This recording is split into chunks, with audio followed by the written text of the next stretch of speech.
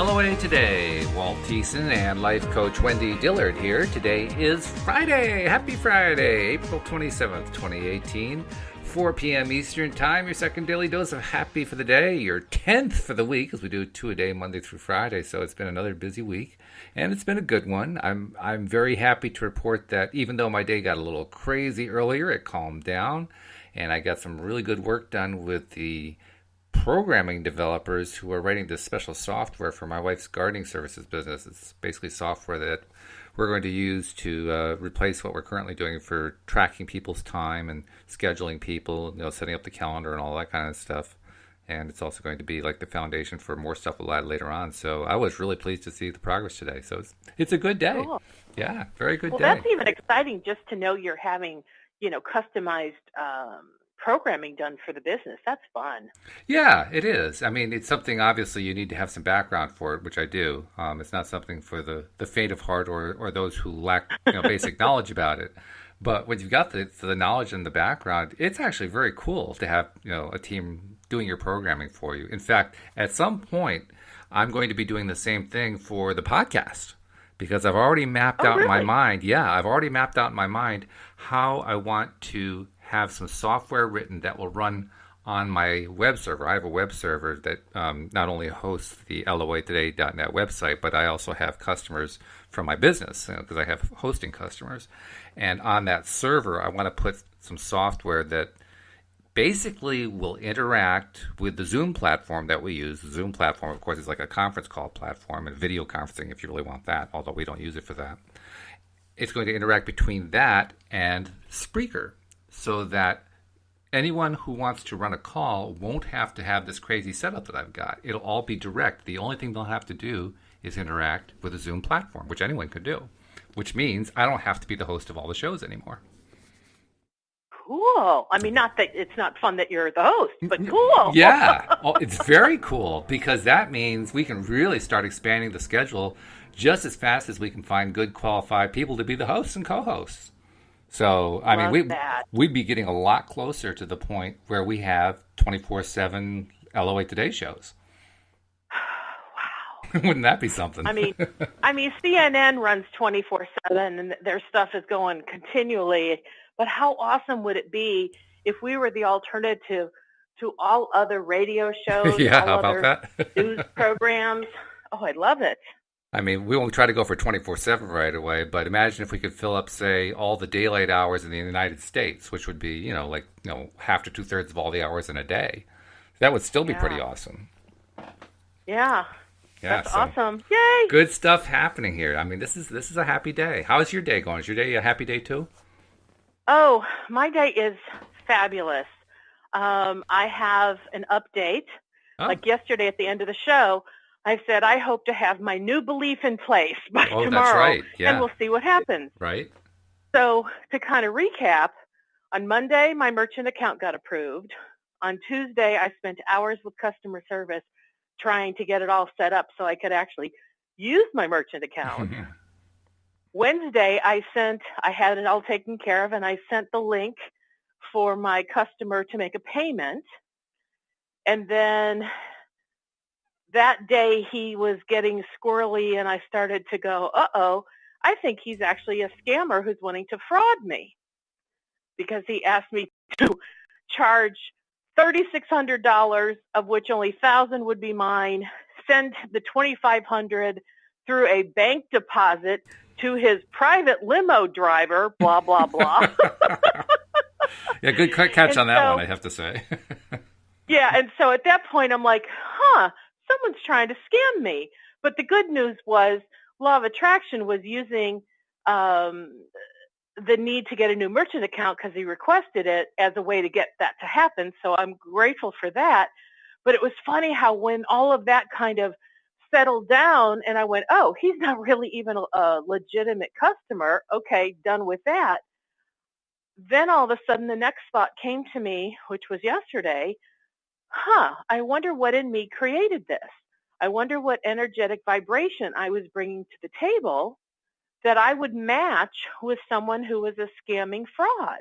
Did you figure something out? And I did. And so, like, as I looked at it deeper, And how I do that, because this is to me the important stuff as to why I want to share this, I looked back on the whole situation with this scammer guy, and I went back to the very first email he ever sent me. And I felt into what it felt like to receive his words and his request. And there was a feeling there where I felt a little uneasy, but it was so almost imperceptible. I overlooked it and I didn't take action on it. I didn't ask further questions about it.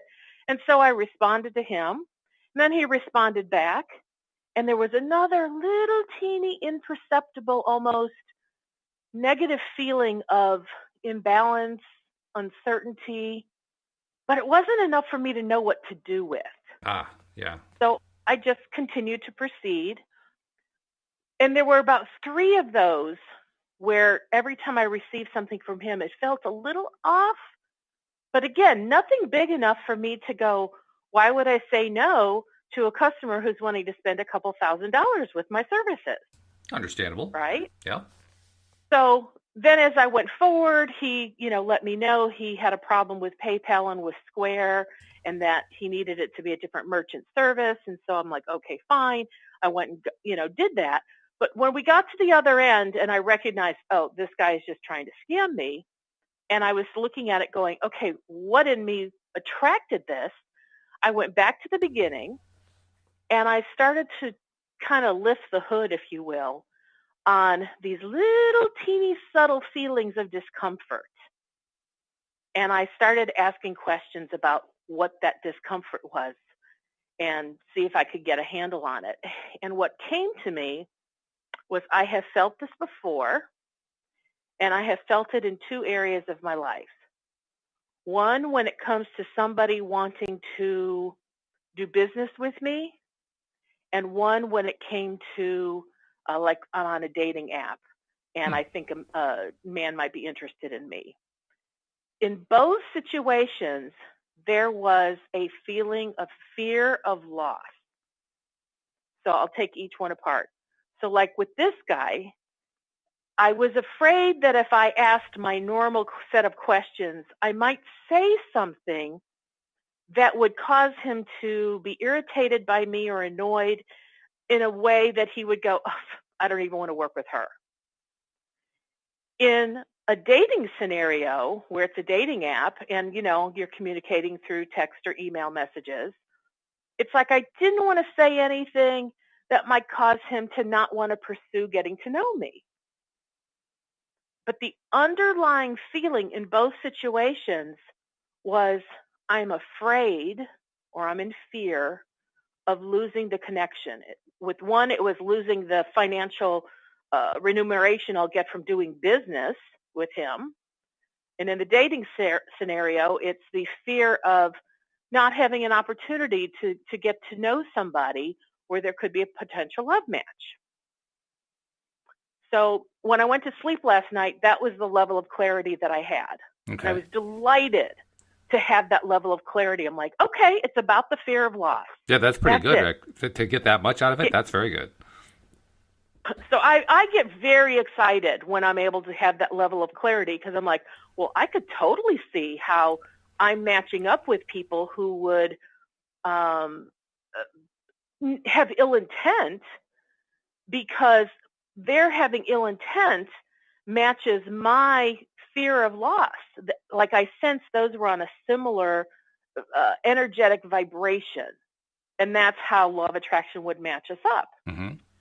So I went to sleep with that last night, and I just, my ask was to, open this up for me so that by today's show, I would have something positive to report. Which, by the way, I love having the show every day because I feel compelled to provide some new information. Well, we appreciate that you provide the information. It provides a very interesting show. It provides good stories. It keeps everybody on the edge of their seats, like, what's she going to come up with next? So what I got this morning when I was waking, and, I wake up a couple times usually during the night, and I'd check in. I'm like, nothing yet. And I'm like, nothing yet. And I thought it was 5 a.m., and I'm like, well, when I wake up at 8, I sure hope there's an answer. And my alarm went off at 7:30, and boom, an answer popped in. Ah. And here's what was interesting to me. As I started to think on, it wasn't like the answer just immediately popped in. I woke up and I kind of went, okay, what's the answer I'm looking for? And there was just kind of this feeling of blankness. And so what I did is I tapped back into the original feeling of that, just a little bit of discomfort at the beginning of the email exchange.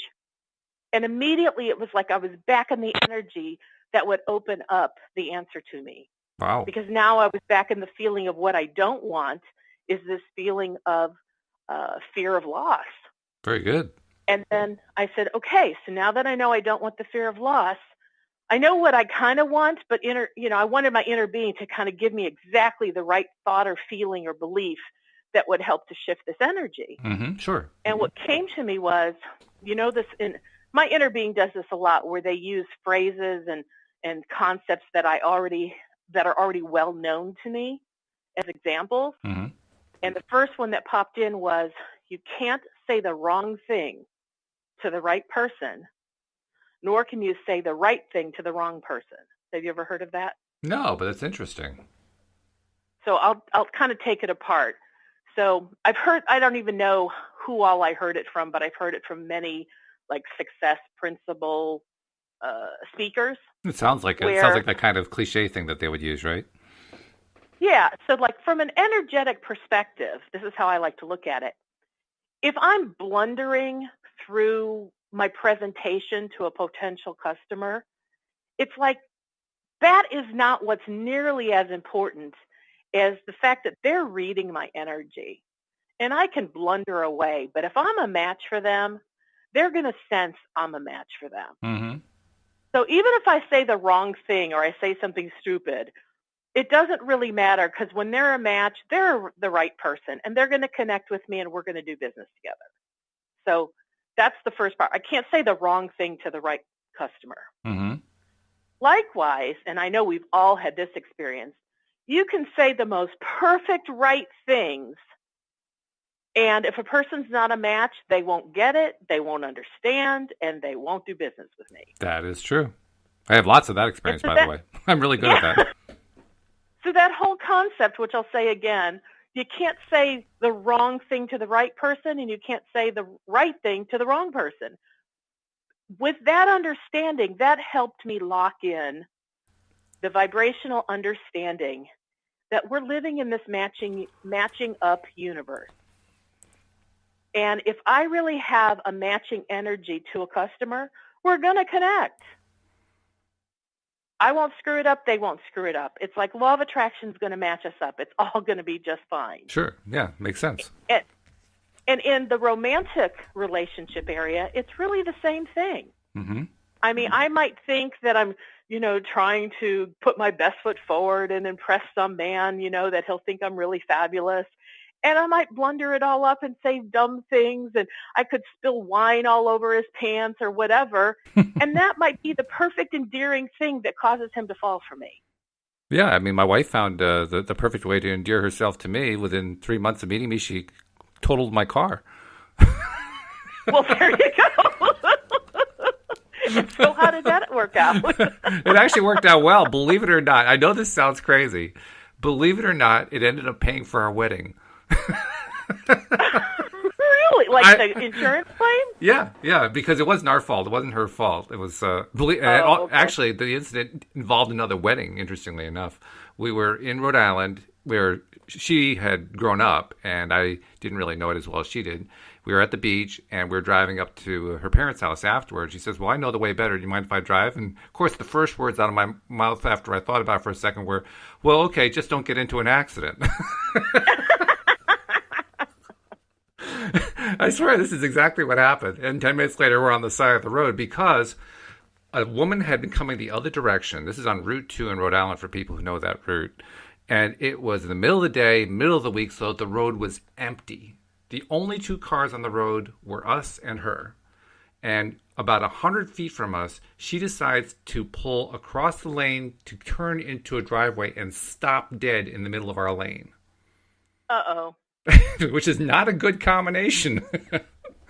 Louise, it took a moment for her to realize what the hell was going on. She slammed on the brakes. We slammed into the car. And after a bunch of negotiation with her insurance company, we were, oh, geez, after everything was settled up, I think we're about $12,000 richer.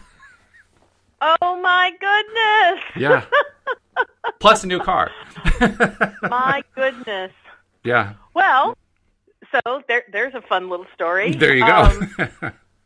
But just to kind of wrap up, my little scenario here, the other thing that came to me as really big, important awareness and understanding is that my inner being so knows what I want and what I desire that, okay, put that aside for a second. So I matched up with this scammer on the energy that was still resident within me where I had a fear of loss. That is not a prevalent energy, by the way, that I live in anymore, but it has been there in my life. And I kind of knew as I was processing this that whatever it was obsolete, but it required me acknowledging it and having awareness of it so I could flick it away and go, that no longer serves me, and then replace it with what does serve me. So the first belief that came into my understanding this morning was, I can't screw up with the right person because when I'm matching, I'm matching. So what I want to say, because this all has to do with matching energies, I did match up with the scammer because of an old obsolete belief, which I've now flicked away. But how this didn't move through to me getting scammed was obviously I have refined my ability to trust my inner being to give me insight and direction. And as soon as I saw the first email where he was asking for things that were inappropriate, boom, all my red flags went off and went, oh no, he's a scammer. So boom, I'm done with him. But here's the nice thing. My inner being is also aware of what's important to me and what's to match me up with what matches my real desires. And a scammer doesn't match because when I look back, first of all, my criteria for my ideal client is somebody who is purposely, deliberately wanting to work the law of attraction for their personal benefit. I don't mind teaching somebody law of attraction if they have a high interest in learning it from me. But if they're just a person who's interested in, like in this guy's case, he wanted to purchase these sessions for his nieces and daughters to be consoled while he was in the hospital undergoing surgery. Which is pretty strange. Had quite the convoluted story. Yeah, it was pretty strange.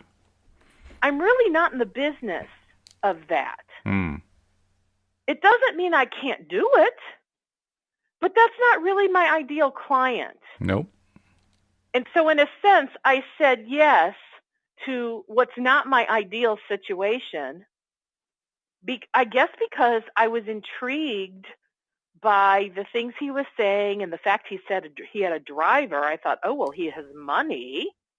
And maybe if I start working with his daughters and nieces and they love me, because everyone who works with me loves me. That's my belief, by the way. Could you hear it? Yeah, I can hear it. That maybe they'll want more sessions and daddy/uncle will be more than happy to pay for them. So in a way, without me even realizing it, because it was very subtle, I was being driven to make this transaction based on the monetary gain versus them matching who's my ideal client. Which I'll tell you, that doesn't fit my MO either. Not really. Because I've been known to, when I'm talking to somebody for their free 15-minute consultation, I've been known to say, I really don't know that you and I are a match, and here's why. So I'm willing to turn away business if I don't think they're going to be my ideal client. Because unless someone is my ideal client, neither one of us is going to have a good time. True.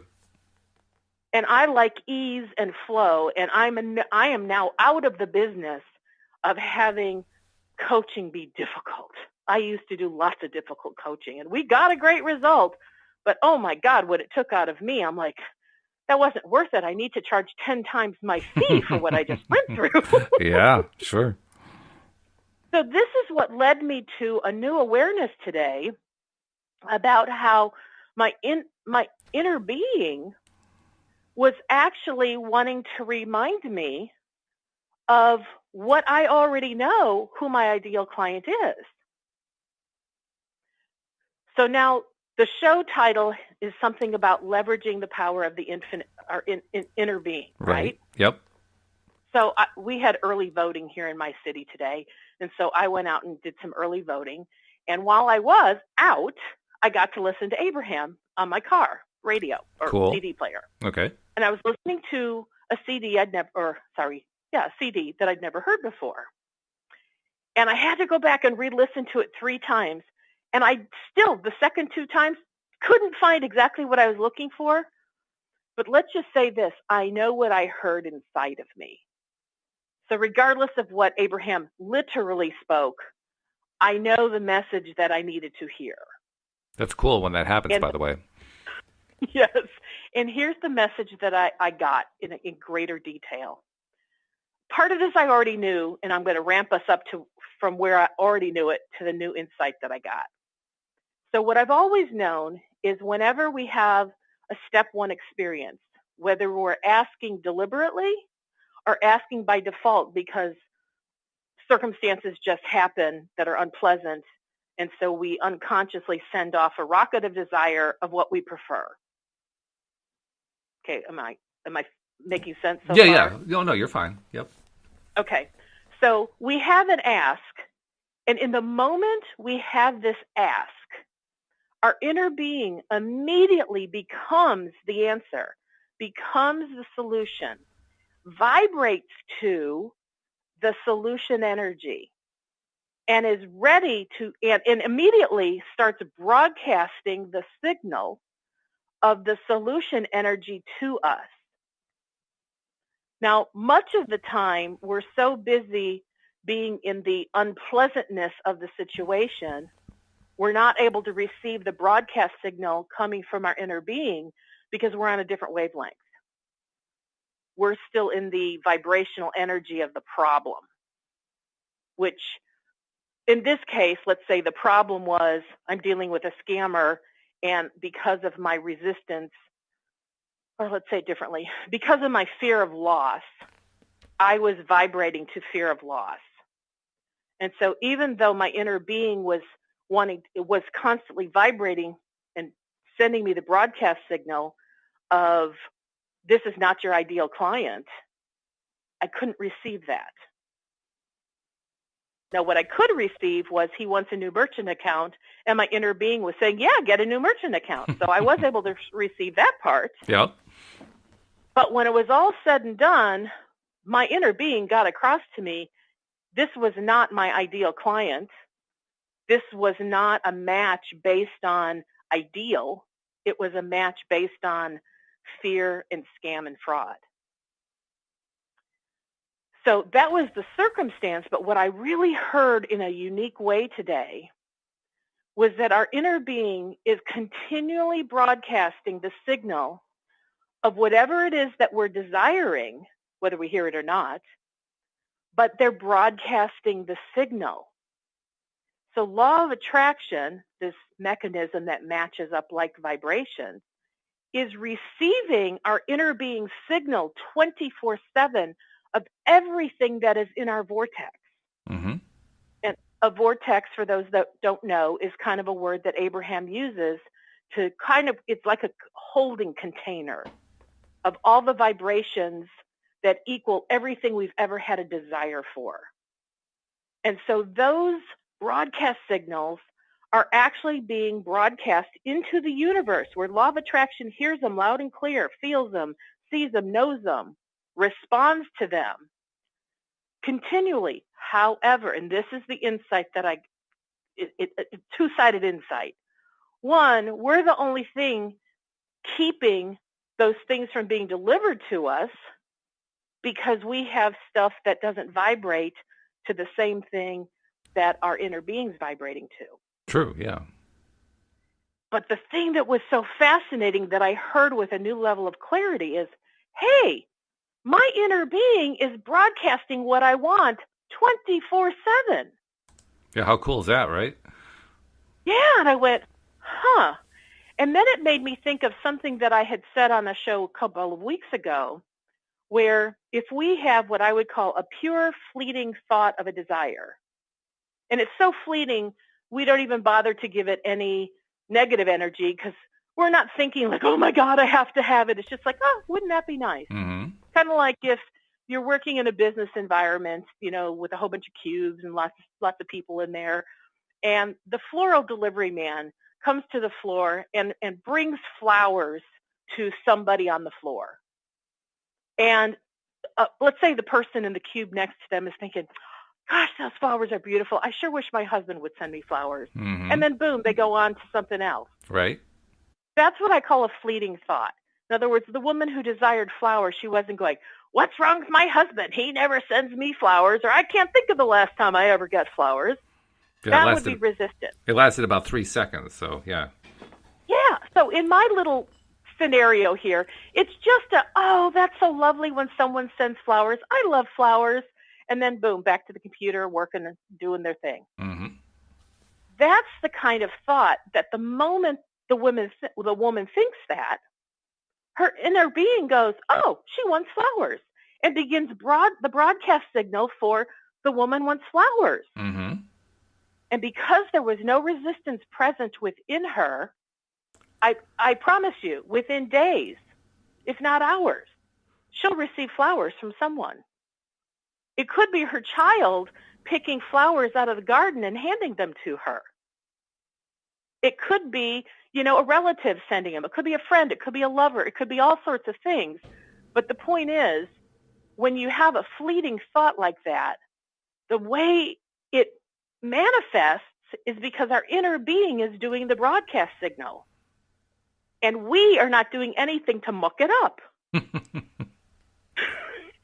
And this idea became so alive to me today. And I went, now I understand how that fleeting thought has power, because it's our inner being that is doing the vibrating. It's our inner being that is doing the broadcasting. Law of attraction, which is a mechanism, is still the one delivering it, but the broadcast signal has to go out. So where does our inner being is doing that? So where does the 17-second rule come into it? That's a slightly different something. That's more on when you're purposely wanting to deliberately create something. I mean, you can also do it by default, but whenever you're talking about something, if you stick with it with, sense of passion and intensity, within 17 seconds of staying on that subject, law of attraction will begin to manifest another thought of a like kind. Okay. Well, we're also talking about manifesting actual physical stuff with less than 17 seconds. So that's why I figured it's worth bringing up the point. Well, and I'm thinking, because I've had several situations that I remember in my life where I had the desire, but I didn't even remember I had the desire till the manifestation showed up. See, I wonder if it's possible. I'm sorry. I was wondering if it's possible that we could be giving more attention to it than just a few seconds and not realizing it.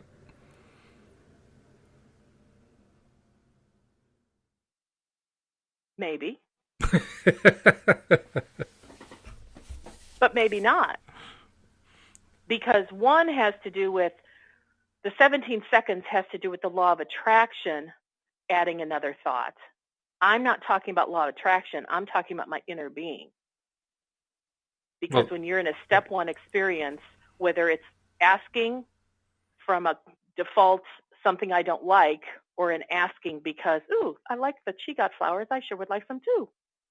Our inner being takes a hold of that energy immediately and becomes that energy and starts broadcasting it. But isn't that essentially what the law of attraction is? The law of attraction is basically vibrations being sent out. That's what we're talking about here. And when the vibrations come out, you attract attracts like. The same kind of thing comes back to you. Law of attraction doesn't send out. Law of attraction. No, I'm sorry. I'm not saying that properly. When Okay. when we're talking about the law of attraction, we're talking about a vibrational signal going out, and through that vibrational signal, something of a similar vibration coming back. Well, the inner being is sending out a vibrational signal. So, Right. I mean, again, the law of attraction is what's bringing the flowers to you or whatever it might be. The law of Right. attraction is still playing a role there. It's not like the law of attraction has been cut out of the equation, is what my point is. No, because law of attraction is still responding Yeah. to the broadcast that's being sent from us. It's just that the point I'm making today that I thought was so unique that I hadn't really spent much time focusing on is how my inner being is still me. Mm-hmm. And my inner being is constantly sending those vibrational broadcasts. And as long as me, the physical self, is not doing anything to interrupt that vibrational broadcast, that's going to come to me, and it'll come fairly quickly. And I've heard Abraham say, really, it's more potent and more powerful that you don't do anything to put resistance on the trail than it is for you to even focus on what you desire.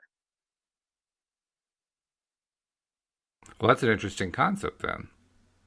Because what that really kind of suggests is that the 17-second rule is really involved where there's some kind of resistance involved, where it's not a clear signal.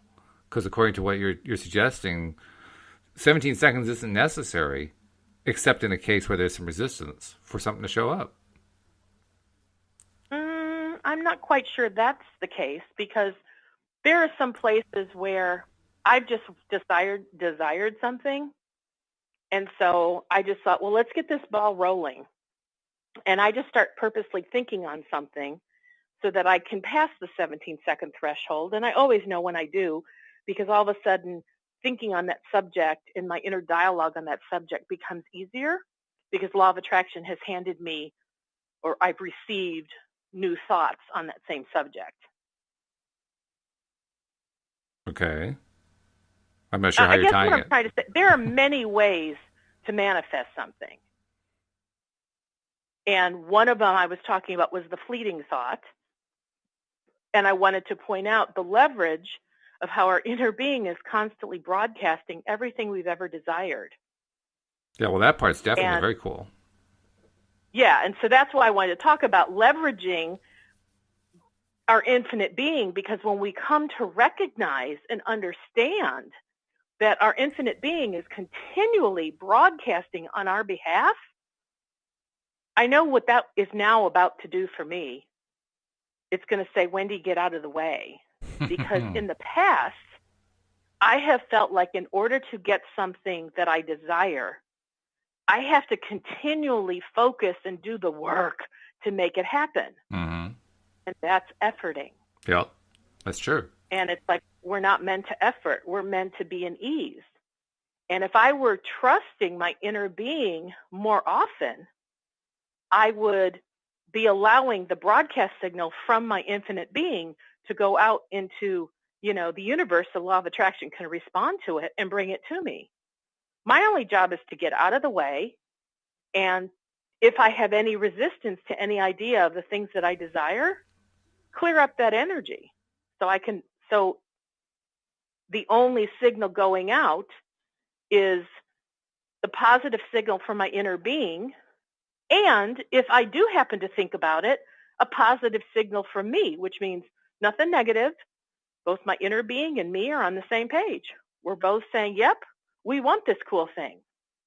And there's nothing to interrupt that signal, because it's a pure signal from both me, the physical self, as well as me, the eternal being self. Well, this brings up an interesting point, and it actually ties into a conversation I had with somebody briefly online, actually on Facebook.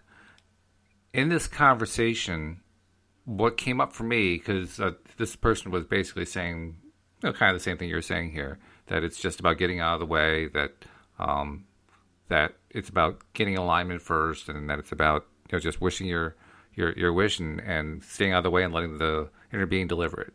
And that's all fine and good. But the point I was thinking about and trying to raise with him unsuccessfully, as it turned out, because we definitely weren't on the same wavelength at all, and I couldn't get my point across without making him upset, so I had to back off. But the thought that occurred to me was, We never, in any point of our lives, stop having mental activity until we're dead. Mental activity is going on all the time. And wishes go on all the time. Preferences go on all the time, even when we're not intending to. Our mood changes. Our emotional set point, as they call it, shifts throughout the day. And it never stays in one fixed point. It's floating, and it moves around based on what's going on and how good we are at maintaining ourselves. I mean, there's a bunch of factors involved. But the point is there's a lot of activity going on, and it includes physical action. I'm not necessarily saying physical action directly related to whatever it is that we're wishing for, but I mean, we just take physical actions all day long. We don't just sit in a room quietly all day waiting for the next manifestation to show up. It's just not the way humans live. Right.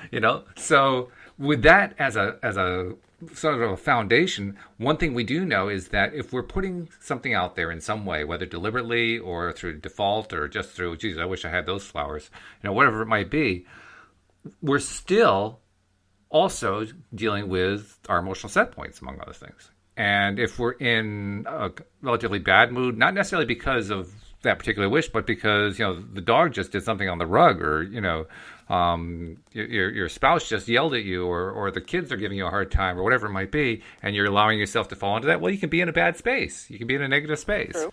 And that's going to create some level of resistance to whatever you're putting out wishes for. And it doesn't even have to be directly related to it, just that you're not in a good space, so you're not in a receiving place. That's true. That's true. So here's the question. When do we get to a point where we actually have total clarity? Because the only thing I can think of is when we're in a totally happy space throughout the continuity of that event, whatever that event is. But when you say total clarity of what? Of emotional positivity, of joy, of happiness, of excitement, the highest level on the emotional scale, clarity being one of the items on that scale. But for what purpose? Not necessarily for a purpose. It could be for a purpose or for non-purpose. We're just feeling good. We're feeling it. We're feeling great. Okay, so now you asked a question, but I'm sorry, I got kind of lost. Okay, so you're saying, okay, go back and try to reformulate a question. Yeah, okay, let's see if I can do it. So other than when we're in that really, really, really high flying place, we're always in resistance on some level. Even in the more positive range, there's small, tiny amounts of resistance going on. And what we're positing here is that if there's no resistance, stuff's going to come through. Therefore, I have to conclude the only time we're ever in that place of no resistance is when we're in that high-flying place. And we're able to stay there until whatever it is manifests. Would you agree? I think I followed that. I would say that if you're in a great place and you're feeling a sense of well-being, if whatever however you've determined marks I'm in a space of alignment, if you're in that place, that means you are in a receiving mode. And then I would, hey, I was hypothesizing about this leveraging thing, but I think it's real. Mm-hmm. But how it all flows with all the other things we have going on is still up in the air. Okay. Because I think you're raising a great question with it. If you were in the process of manifesting the floral delivery and you're in a great place, chances are it's going to come through. Mm-hmm. That would make sense to me.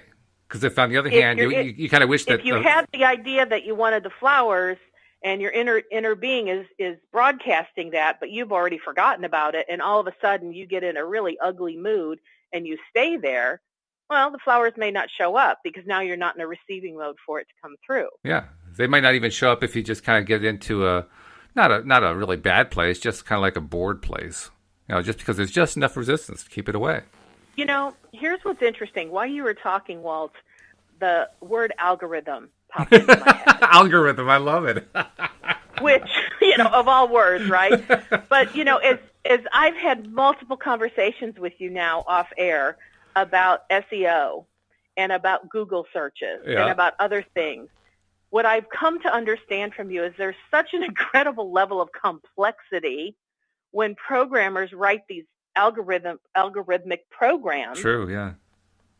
That it's kind of like what I've finally concluded is it's impossible for me to try to beat the algorithms to get my SEO so that my keywords can be at the top of any search engine. Yeah, it's not impossible, It's like, but you're basically trying to play the lottery hoping you're going to win, because that's well, what the odds are. It's impossible for me to use, logic, because I don't understand what their logic is. That's right. Yeah, it's all hidden. So, yeah, I understand it's like a crapshoot or it's like the lottery.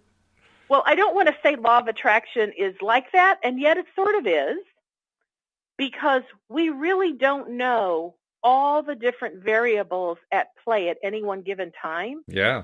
Because there's so many energies that are inherent within us that we are unaware of. Right. They're there. Yeah. Like this thing I'm talking about, this fraudulent scamming energy, this fear of loss. Yep. If you were to ask me a couple weeks ago if I was afraid of anything, I'd say no.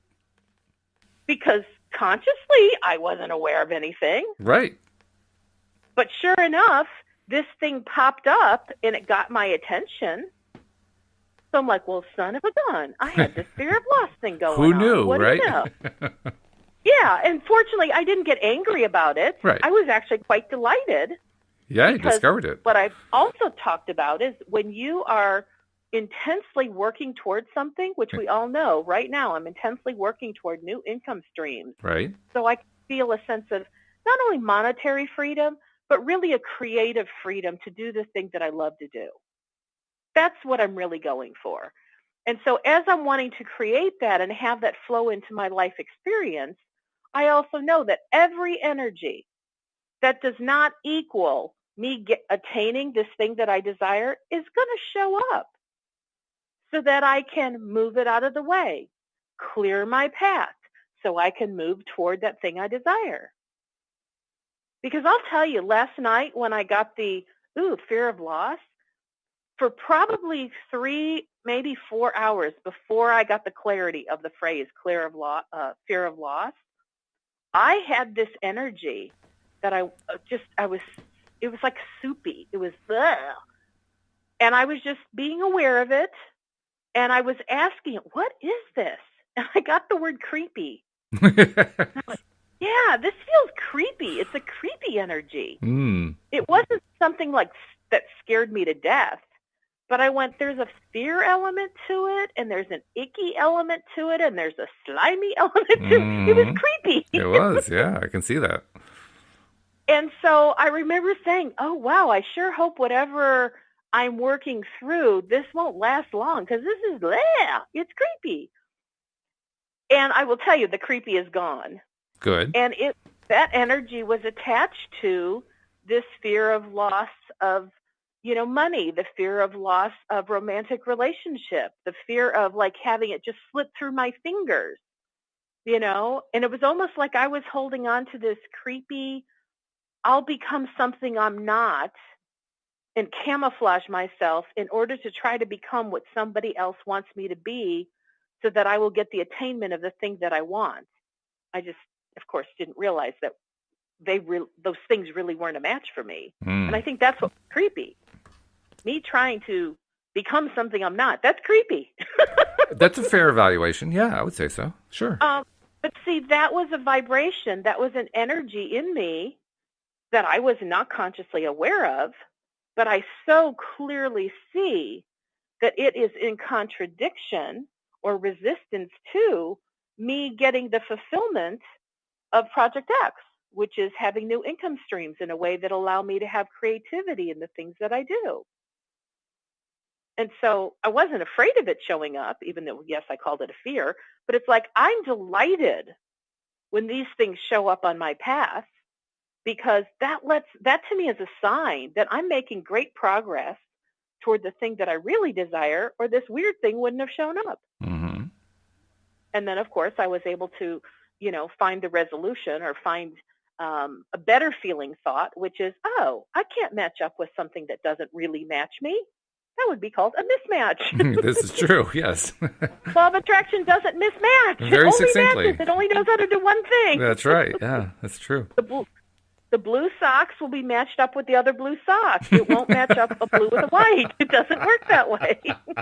My nieces do that on purpose. It's their fashion statement. They mix them up. Doesn't do that. That's funny.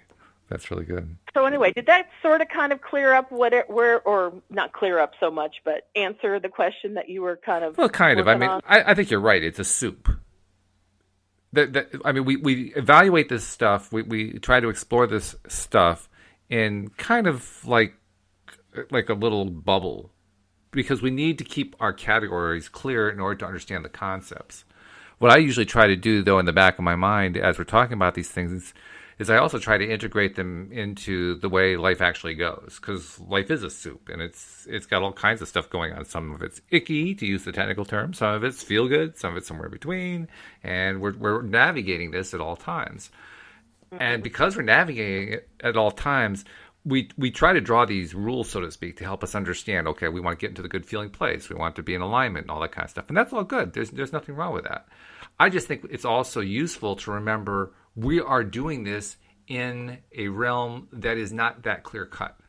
Most of the time, our lives, our energies, our things that we're thinking about, our wishes, our things that we fear, and also all that sort of thing, they're not clear cut. They emerge at various times and they go away at various times, and a lot of it has to do with what we focus on. Probably all of it is what we focus on, but nevertheless, it's this soup going on.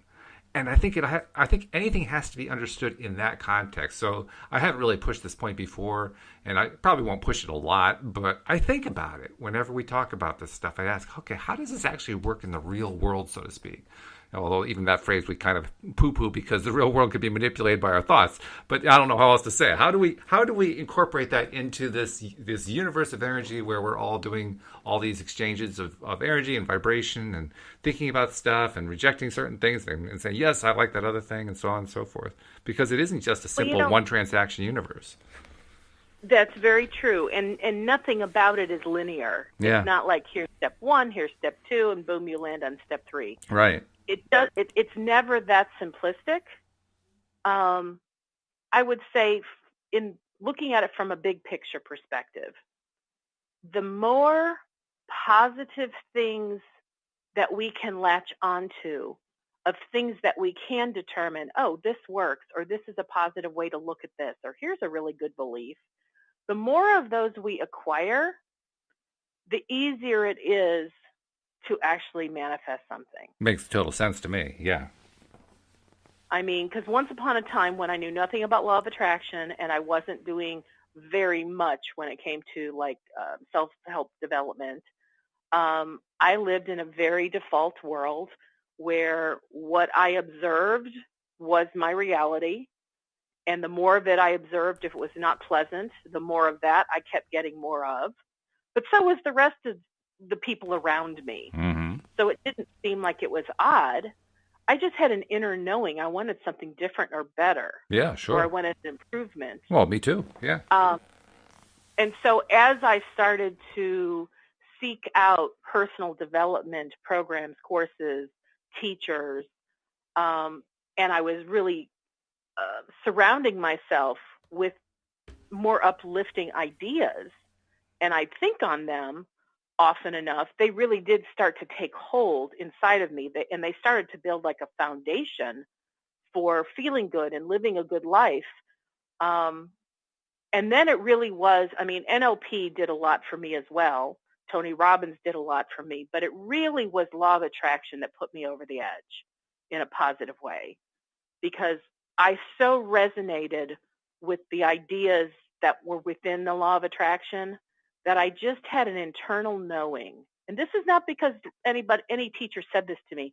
This is me and my own inner being. We got it. We went, oh yeah, this information is going to move the needle for Wendy, because I understood that there was something powerful in here. Now, I know other people, they connect with law of attraction in a way that they go, yeah, that's not working for me, because it doesn't line up with their beliefs or their filters or their experiences. And that's okay, because I believe there'll be another system in this universe that connects for them that will help to bring them into greater alignment. But law of attraction did it for me.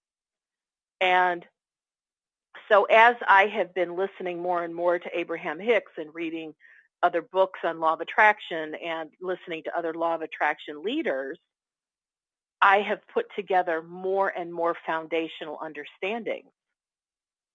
And so because I have so many of them within me now, that's why this morning I could lay in bed, I could tap into the, creepy email exchange I had with the scammer fraud guy. Right. And boom, I, was able to like reconnect with what I had last night, which is this is about fear of loss.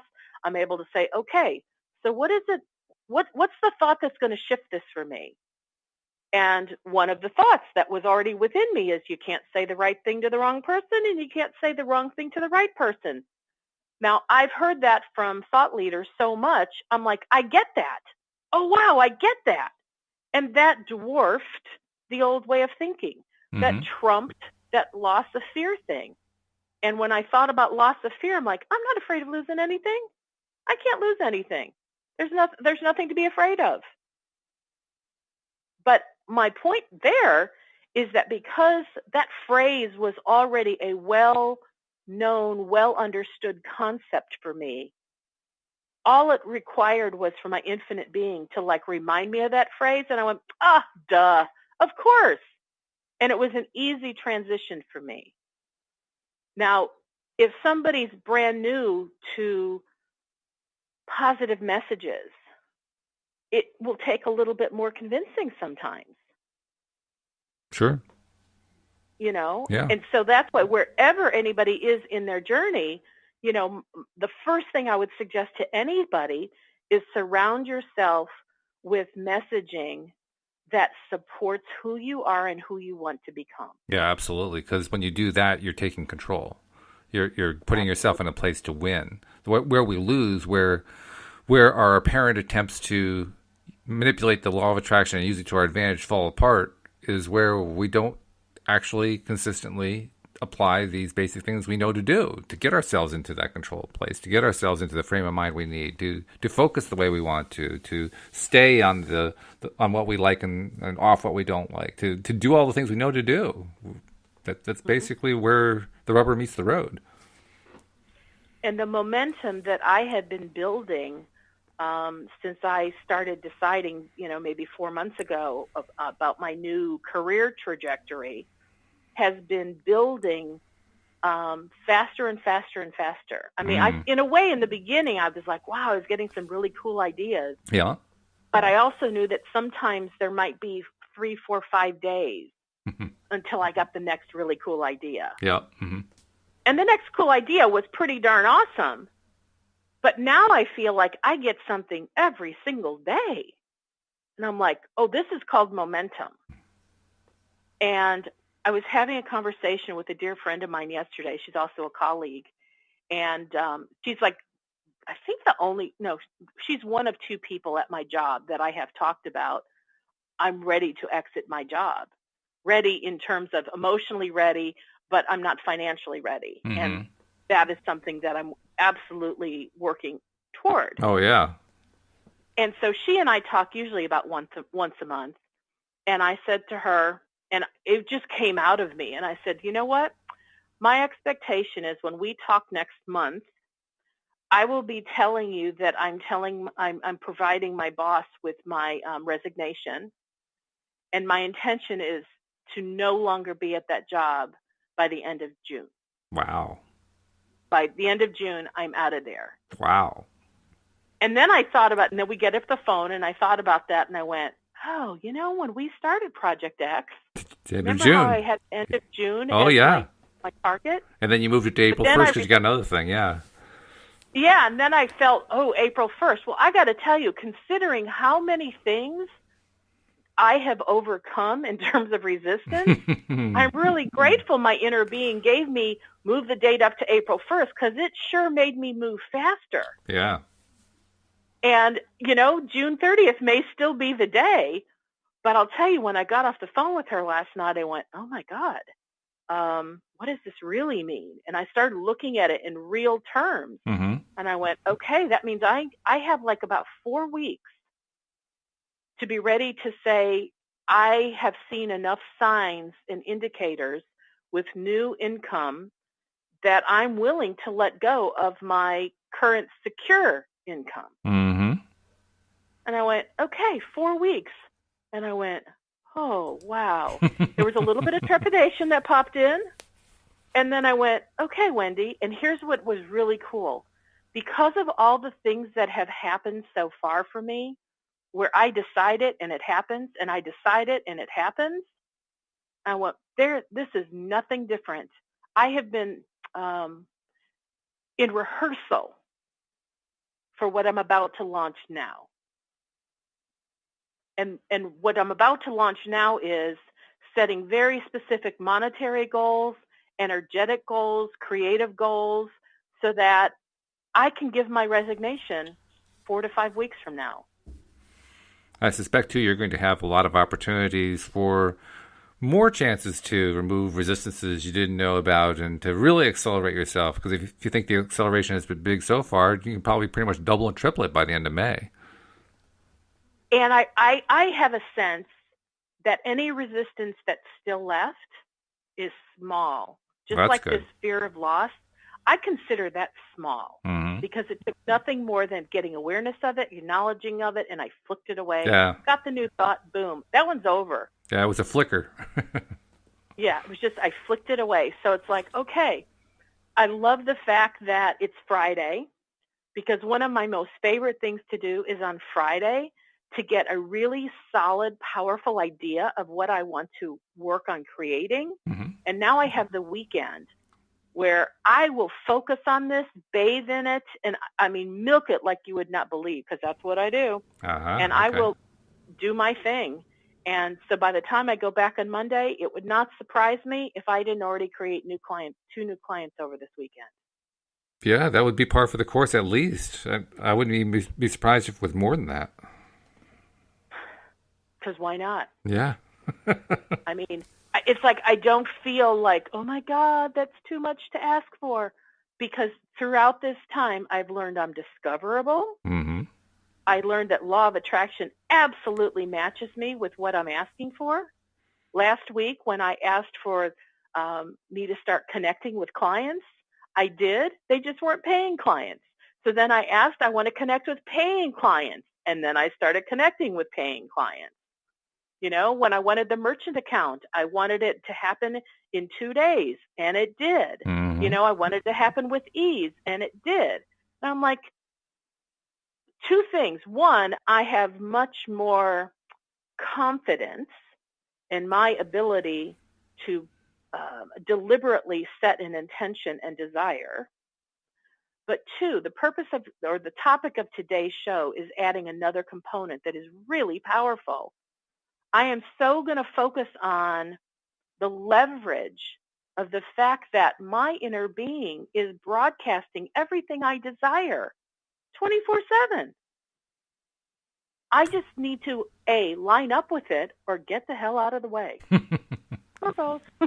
Well, both is probably better because that's the clearest and cleanest possible path for a signal to go. But yeah, that's pretty much it. And that's very cool. Yeah, and I'm definitely, like, the question on my mind or the statement on my mind is, hey, inner being, help me find better clarifying ways to get on the same page that you're on. Yeah, well, I want to think like you're thinking as often as possible on this topic so we can move and groove to the point where our clients are popping in so fast and furious that there's no other option except to quit my day job. Yeah, in fact, Because for me, it's not just topic. It's any topic. I want all the topics to have that level of clarity. Every topic that goes on in my life. I'm just going to focus on one. You just stick to one? Oh, okay. Well, that's fine. I'll go for one. You go for one. This is my plan. I'm focusing on one. Oh, but I'm going to throw this in just for grins. So I've been on eHarmony for years, but I hardly have had any hits lately. But today I saw this thing, hey, for only $3.95 a month, you know, you can sign back up, which is like an incredible deal for them. And I went, you know what? I want to see how well this new energy is working for me. Yeah, why not? So sign me back up. Yeah, go for it. You know, we'll just see what happens. See what happens. Give us a report on Monday. Sound good? It sounds great, Walt. It sounds good to me, too. And we hope that you have a great weekend, everybody. We hope you join us again next time here on LOA Today. Goodbye, everybody. Bye-bye now.